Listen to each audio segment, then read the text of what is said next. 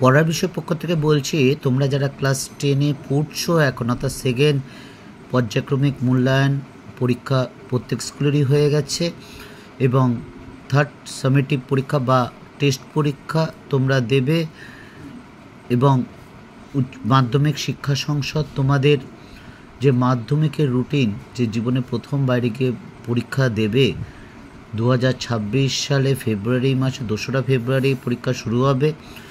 এই নিয়ে তোমাদের একটা অবশ্যই টেনশন আছে, সেটা আমরা জানি। দীর্ঘ শিক্ষকতা প্রায় 25 বছর ধরে শিক্ষকতার অভিজ্ঞতার পরিপ্রেক্ষিতে আমরা বুঝতে পারি আমাদের শিক্ষার্থীদের থেকেই যে তোমাদের একটা টেনশন থাকে। এবং 6 তারিখে ইতিহাস পরীক্ষা, এবং নিশ্চয়ই তোমরা বুঝতে পেরে গেছো বা জেনে গেছো যে বিগত কয়েক বছর ধরে ইতিহাসের প্রশ্নটা কিন্তু একটু অন্যরকম হচ্ছে এবং আমাদের অধিকাংশ শিক্ষার্থীদের ইতিহাস সাবজেক্টের প্রতি যথেষ্ট ভয় দেখা দিয়েছে। তাই আমরা পড়ার বিষয় পক্ষ থেকে সিদ্ধান্ত নিয়েছি যে আমাদের শিক্ষার্থীদের যদি কিছুটা ইতিহাসে কিছুটা ভীতি দূর করা যায় বা সঠিক পদ্ধতিতে কিভাবে পড়লে যে আমাদের শিক্ষার্থীরা যে ভালো নাম্বার পেতে পারে বা কোন টেকনিকে পড়াশোনা করলে তারা ভালো নাম্বার পেতে পারে, তার জন্য আমরা পড়ার বিষয় পক্ষ থেকে তোমাদের ক্লাস 10-এ ইতিহাসের আমরা নোট এবং সাজেশন নিয়ে এসেছি। এবং ইতিহাসটা পড়তে হলে দেখবে যে 1 নম্বর বলে, 2 নম্বর বলি, 4 নম্বর বলি বা 8 নম্বর বলি, প্রত্যেক বছরই বেশ কিছু প্রশ্ন আসছে যেগুলো বিগত বছরেও আসেনি বা যে মানে হয়তো কোনো বইতে আছে, অবশ্যই আছে। তা যাই হোক, তা তোমাদের আমরা পড়ার বিষয় পক্ষ থেকে 2 নম্বরের এবং 8 নম্বরের সাজেশন দিয়ে দিয়েছি। আজকে আমরা যে 4 নম্বরের সাজেশন, অর্থাৎ পঞ্চম থেকে অষ্টম অধ্যায়ের সাজেশনটা আমরা দেব। এবার দেখো ঘ বিভাগটা দেখো, 4 নম্বরে দেখো দুটো অধ্যায় মিলিয়ে একটা উপবিভাগ হচ্ছে। প্রথম অথবা দ্বিতীয় অধ্যায় থেকে 2টি প্রশ্ন, অর্থাৎ 1 আর 2 অধ্যায় থেকে 2টি প্রশ্ন। এরকমও হতে পারে প্রথম অধ্যায় থেকে 2টি হতে পারে, দ্বিতীয় অধ্যায় থেকেও 2টি হতে পারে, বা প্রথম অধ্যায় থেকে একটা, দ্বিতীয় অধ্যায় থেকে একটা, এরকম হতে পারে। 3, 4 দেখো একই রকম, প্রথম আর দ্বিতীয় যেমন, 5, 6ও তাই, 7, 8ও তাই। তাহলে 4টে উপবিভাগ আছে। এই 4টে উপবিভাগ থেকে প্রত্যেকটা উপবিভাগ থেকে এবার আমরা আসল জায়গাটা চলে যাই, যেটা আমরা বোঝাতে চাইছি। দেখো 4টে উপবিভাগ, উপবিভাগে ঘয়ের 1, উপবিভাগ ঘয়ের 2, ঘয়ের 1 কত, প্রথম আর দ্বিতীয় অধ্যায়, ঘয়ের 2 কত, 3 আর 4 অধ্যায়, ঘয়ের 3 কি 5 আর 6 অধ্যায়, এবং উপবিভাগ ঘয়ের 4 হচ্ছে 7 এবং 8 অধ্যায়।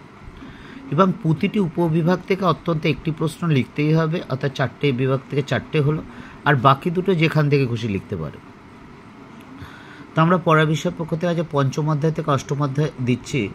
ইতিপূর্বে আমরা কিছুটা হলেও প্রথম 4টে অধ্যায় সাজেশন দিয়েছিলাম।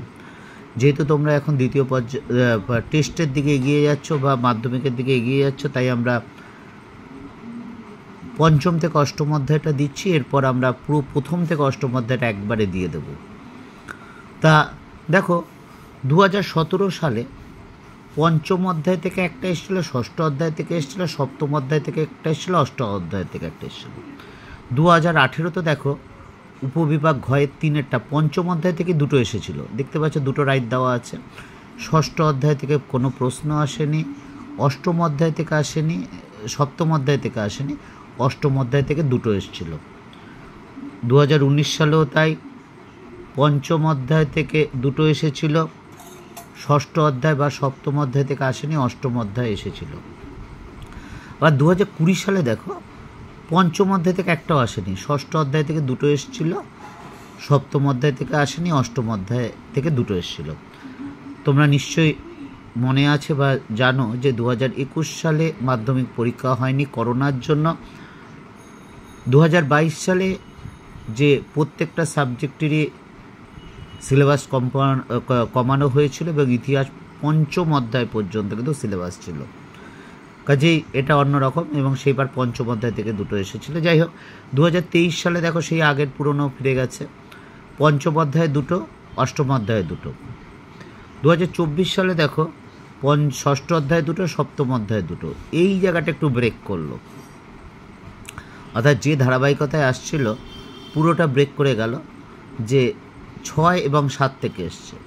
আবার এই বছর দেখো, অর্থাৎ 2025 সালে দেখো পঞ্চম অধ্যায় থেকে আর অষ্টম অধ্যায় থেকে এসছে। কাজেই আমরা পড়ার বিষয়ের পক্ষ থেকে বলছি যে দীর্ঘ 23-24 বছর শিক্ষকতার অভিজ্ঞতা, মাধ্যমিক পরীক্ষার খাতা বা এর সাথে যুক্ত থাকার জন্য যতটুকু অভিজ্ঞতা অর্জন করেছি সেটা তোমাদের বলতে চাই যে এইবারও কিন্তু পঞ্চম অধ্যায় অষ্টম অধ্যায় বেশি গুরুত্বপূর্ণ। আমরা পঞ্চম অধ্যায় আর অষ্টম অধ্যায়ে দেখবে একটু হয়তো প্রশ্ন বেশি আছে, এগুলো আগে ভালো করে পড়বে। তা যাই হোক, তোমরা বুঝতেই পারছো। এবং পরবর্তীকালে আমরা টেস্টের পর আরেকটা সাজেশান দেব এবং টেস্টের পরে একটা সাজেশান দেব, যার দ্বারা কিন্তু আমরা নাম্বারিং করে দেবো, অর্থাৎ ইউনিট ভিত্তিক 1-2 করে কিন্তু নাম্বার করে দেবো। চলো আর কথা না বাড়ি এবার সাজেশানটা শুরু করি। দেখো 4 নম্বরের মাধ্যমিক 2026 সাজেশান, পঞ্চম অধ্যায়। বাংলা মুদ্রণ শিল্পের বিকাশে গঙ্গাকিশোর ভট্টাচার্যের অবদান লেখো। 2 নম্বর ছাপা বইয়ের সাথে শিক্ষা বিস্তারের সম্পর্ক আলোচনা করো। 3 নম্বর বাংলায় ছাপাখানার বিকাশে উপেন্দ্র কিশোর রায়চৌধুরীর ভূমিকা আলোচনা করো। 4 নম্বর বাংলায় বিজ্ঞান চর্চার বিকাশে ডক্টর মহেন্দ্রলাল সরকারের অবদান আলোচনা করো। 5 শ্রীরামপুর মিশন প্রেস কীভাবে একটি অগ্রণী মুদ্রণ প্রতিষ্ঠানে পরিণত হয়। 6 টিকা লেখো কলকাতা বিজ্ঞান কলেজ। এবার ষষ্ঠ অধ্যায় দেখো, বারদৌলি সত্যাগ্রহের প্রতি জাতীয় কংগ্রেসের কীরূপ মনোভাব ছিল। 2 নম্বর বঙ্গভঙ্গ বিরোধী আন্দোলনের সাথে শ্রমিক শ্রেণীর কীরকম ভূমিকা ছিল। 3 টিকা লেখো মিরাট ষড়যন্ত্র মামলা। 4 টিকা লেখো তাম্রলিপ্ত জাতীয় সরকার। 5 একা আন্দোলনের একটি সমালোচনামূলক বিবরণ লেখো। 6 আইন অমান্য বা ভারত ছাড়ো আন্দোলন এ শ্রমিক শ্রেণীর ভূমিকা আলোচনা করো। তা চলো এবার আমরা সপ্তম অধ্যায়। দেখো সপ্তম অধ্যায় মাধ্যমিক 2026 যে প্রশ্নগুলো রেখেছে, দলিত অধিকার বিষয়ে গান্ধী আম্বেদকর বিতর্ক আলোচনা করো। 2 সশস্ত্র বিপ্লবী আন্দোলনে বেঙ্গল ভলেন্টিয়ার্স দলের ভূমিকা আলোচনা করো বা টিকা লেখো, যাই বলি না কেন। 3 নম্বর বঙ্গভঙ্গ বিরোধী আন্দোলনে অসহযোগ আন্দোলনে ছাত্রদের ভূমিকা আলোচনা করো। তা চলো এবার আমরা অষ্টম অধ্যায়টা শুরু করি। অষ্টম অধ্যায় থেকে শুরু করার আগে তোমাদের একটা কথা বলতে চাই, আমরা পরের বিষয় চ্যানেলে বিগত বছর যে মাধ্যমিকের উত্তর যেটা পর্ষদ থেকে বার করা হয়, সবচেয়ে ভালো উত্তর যেগুলো পড়ে 100% নাম্বার পাওয়া যায় পেয়েছি, সেই শিক্ষার্থীদের যে প্রশ্নগুলো সেগুলো কিন্তু প্রশ্নের উত্তর আমরা তুলে ধরেছি পুরো 90 নম্বরের। আমরা প্রত্যেকটা সাবজেক্ট, শুধু ইতিহাস নয়, ভূগোল, জীবনবিজ্ঞান, জড়বিজ্ঞান, বাংলা, ইংরেজি, অঙ্ক, প্রত্যেকটা সাবজেক্টে অর্থাৎ 7টা সাবজেক্টেরই কিন্তু বিগত বছরের মাধ্যমিকের প্রশ্ন উত্তর একেবারে অবজেক্টিভ থেকে শুরু করে 4, 8 সব আমরা তোমাদের সামনে দেখিয়েছি এবং বলার চেষ্টা করেছি। কাজে দেখতে পাবে টু দ্য পয়েন্ট লিখলে কী করে পুরো 100% মার্কস পাওয়া যায়।